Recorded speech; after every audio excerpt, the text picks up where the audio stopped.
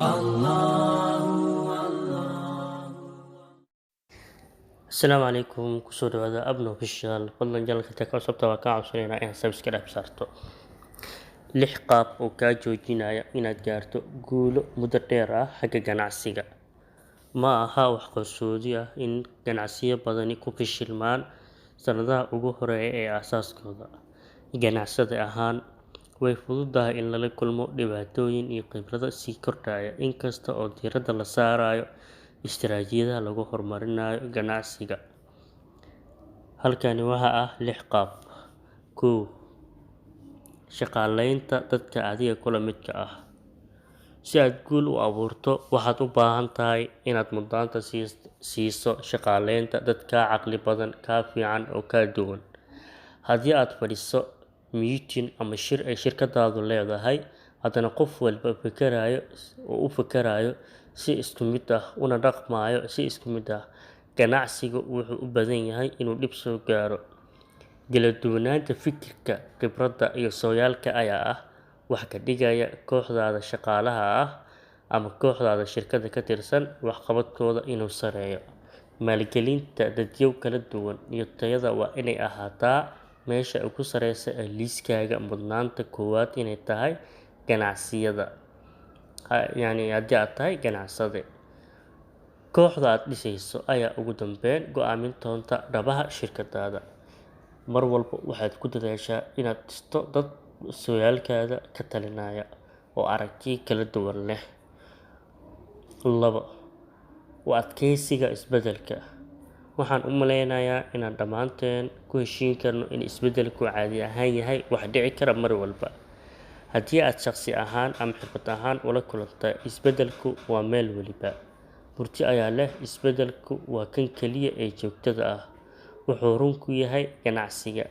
Isbeddelku wuxuu si gaar ah u adkaan karaa markaad tahay hogaamiye shirkadeed oo ganacsigu si habsami leh u socday in muddo ah. Si aad ganacsiga u gaarsiiso heerka ku xiga uguna soo marto khibrado dhab ah oo muddo dheer ah, maaha oo keliya inaad aqbasho isbeddel, laakiin sidoo kale waxaad u baahan tahay inaad la qabsato. Sidee u isticmaali kartaa tiknoolajiyad cusub si aad ugu ballaariso suuqyo cusub? Ma jiraan wax door ah ama jawayn shirkadaadu ah oo hadda loo baahan yahay? Intee in le'eg ayaad ku maalgelinaysaa cilmi baarista iyo horumarinta iyo khadadka ganacsiga ee hadda jira ee loo baahan yahay in la horumariyo? Ganacsade ahaan, waa kuwani su'aalaha aad u baahan tahay inaad isweydiiso mar walba, oo ah inaad mar walba u adkaysato isbeddelka dhici kara mar walba, oo aad isweydiiso su'aalo oo in badan kaa caawinaya inaad ahaato mid feejigan. 3. Ka fogaanshiyaha halista. Haddii ahaan lahayd iskuulka, jaamacadaha iyo guud ahaan koritaanka nolosheena, waxaana la baray inaan ka fogaano halista.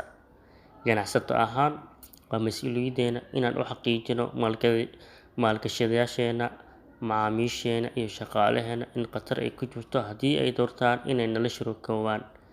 Waa inaan u sheegi karaa halista meesha ay ka jirto, si aan dhammaanteen u wada feejignaano. Inkastoo ay muhiim tahay in khatarta la yareeyo xaaladaha badankood, haddana ma ahan in laga wada fogaado dhammaan kharashyada u baahan yahay ganacsiga in lagu kharash gareeyo. Ganacsatadu waxay qadar geliyaan hantidooda, waana dabeecadda ganacsiga. Si daacad ah naftaada ugu sheeg si ganacsigaagu u noqdo mid guuleysta. 4. Ilowsho inaad maalgashato naftaada. Marar badan, milkiilayaasha iyo agaasimayaasha guud waxay si kam ah u dayacaan naftooda iyagoo isku dayaya inay guul u horseedaan shirkadooda. Waxaan joojinaa inaan diiradda saarno sida xirfadeena u kobcin lahayn. Way fududahay inaad tan iska indhatirto markaad tahay dhalinyaro ganacsato ah ama xitaa hogaamiye khibrad leh. Tani waxay si gaar ah u noqon kartaa mid caqabad leh haddii aad ku biirto hoggaanka shirkadaada. Waa inaad mar walba nafsadaada maalgelisaa oo aad barataa cilmi cusub, xirfado cusub oo kaa caawinaya inaad lahaatid aragtiyo cusub. 5. Dejinta yoolka.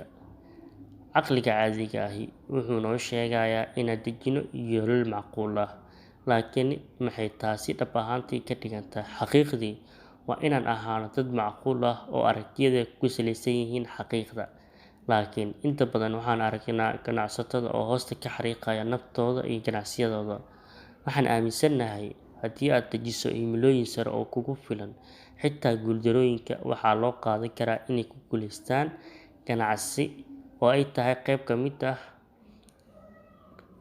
nolosha ganacsiyada. Ha ka baqin guuldarrada, runtii waxay kaa caawin kartaa inaad ganacsiga guul ka gaarto. 6. Adoo rumeynaya waa inaad waxaas oo dhan ogaataa. Sida ganacsade dhalinyaro ah, way fududahay inaad dareento inaad had iyo jeer u baahan tahay inaad hesho jawaab. Xaqiiqdu waxay tahay inaad si fudud mararka qaarkood u noqon doonin inaad hesho wax walba oo jawaab ah. Hogaamiyayaasha waaweyni waxay isku hareystaan hiloobooyin kala duwan si ay u caawiyaan dhibaatada xalinta iyo wax ka qabashada baahida ganacsiyada ee gaarka ah. Marka ay soo baxaan, khabiir kuma noqon kartid wax walba waqti kasta. Ka ganacsade ahaan, su-aasha ugu muhiimsan ee aad weydiin karto kooxdaada ama shaqaalahaaga ayaa ah: waa maxay taladaadu? Kadibna la soco siday kuu caawin karaan. Weydii xubnaha kooxdaada fikradahooda ku saabsan waxa ugu fiican ee xalka ah, halkii aad si adag uga xilsaaran lahayd. Farsamada hogaamineed ma ahan oo keliya inay kuu suurageliso inaad la timaado hal-abuuro fikrado xalinta dhibaatooyinka ah, laakiin sidoo kale waxay kaa caawinaysaa inaad abuurto dareen iskaashi oo xoog leh oo ka dhex jira shirkadaada. Mahadsanid, waxaan rajeynayaa muuqaalkan ku anfacay. Fadlan channelka haddii aad ku cusub tahay subscribe saar.